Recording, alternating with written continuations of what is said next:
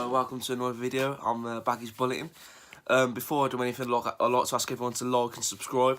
I'd like to thank anyone who watched my last video. Means a lot, really does. Let's get into it.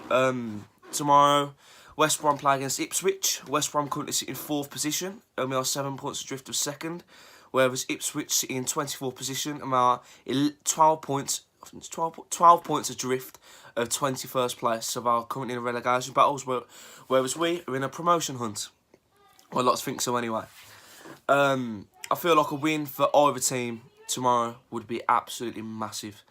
I feel like for Ipswich can maybe kickstart their season again and get them out of the dogfight that we're in at the moment. And I feel like a win for Albion would be massive as well, because if maybe win tomorrow and results go our way, we could maybe cut the gap a little bit. And we have had dreaded home form lately, and it's just not on at all. I feel like we really do need to kickstart our home form again. I feel like our away form has really helped us regarding where we are in the league at the moment.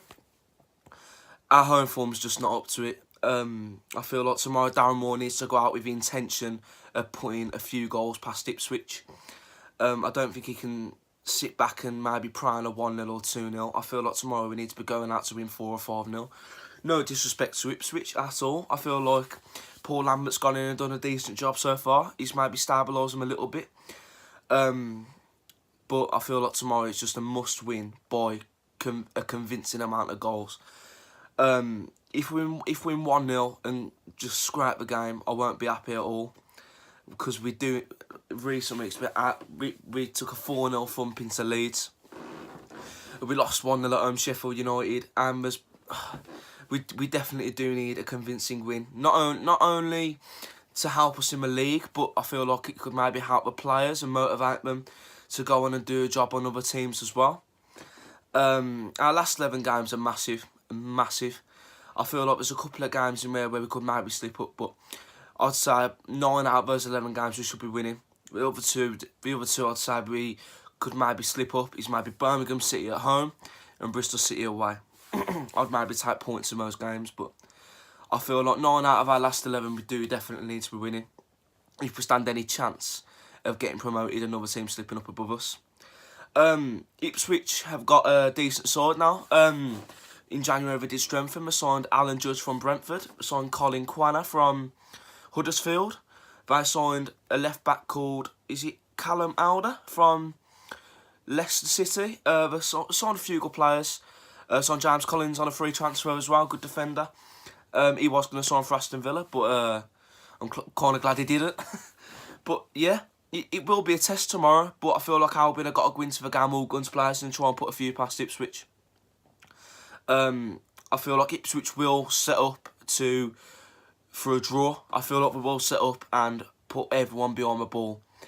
I feel like Albion need to stop.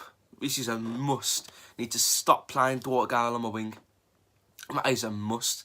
Tomorrow, if I was Darren Moore, my starting 11 will be a 4-4-2. I'll play Johnston in goal. As much as he has done my head in the last few weeks, he will start Johnston. My back four, I'd start Holgate, Dawson, Hegazi and Kieran Gibbs, depending on whether he's fit or not.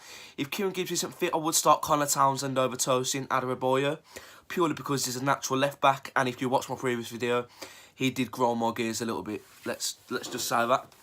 My midfield four, I would have on the right Matt Phillips. In the central midfield, I would have Jake Livermore and Gareth Barry. I know Raheem Harper has played well in recent weeks, but ultimately I don't think he can play in midfield three. My left midfielder for this game would be Jefferson Montero. I know Jacob Murphy sat out the last couple of games, but I feel like whenever Montero's come on, he's made an impact. He scored in his first game. I feel like up front as well, it's right out Jai Rodriguez, Dwight Gale. Jai Rodriguez and Dwight Gale together up front as a two, in my opinion, the most lethal strike force in the Championship out of all the teams.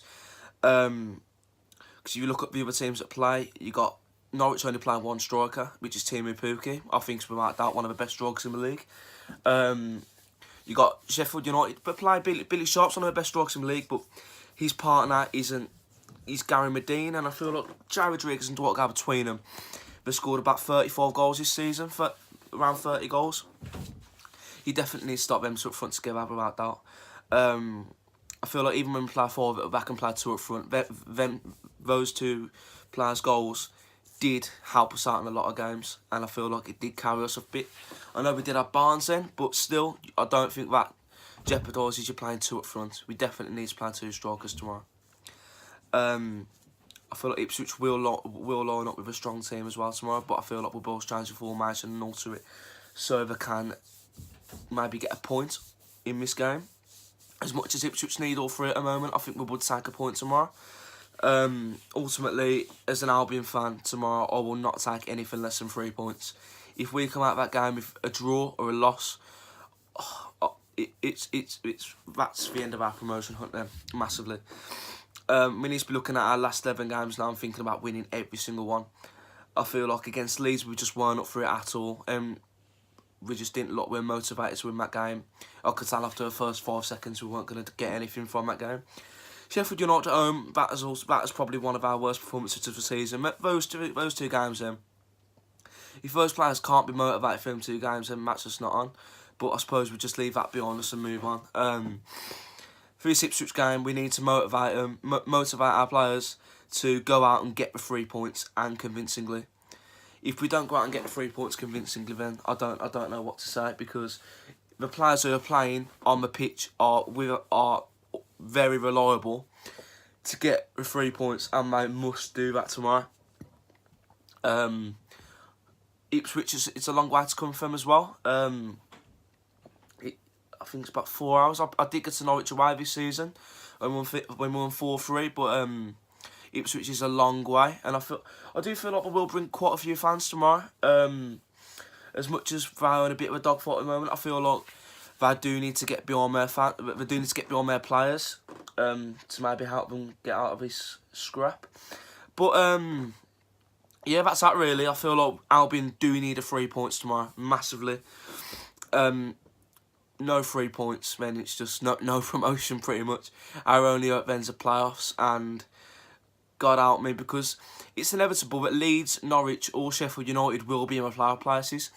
Leeds and Sheffield United, we might have beat Sheffield United, might have beat Leeds already, but them games away from home, Leeds, if we lose 4-0 in the playoffs, that's done, man. We need to go all out for promotion now.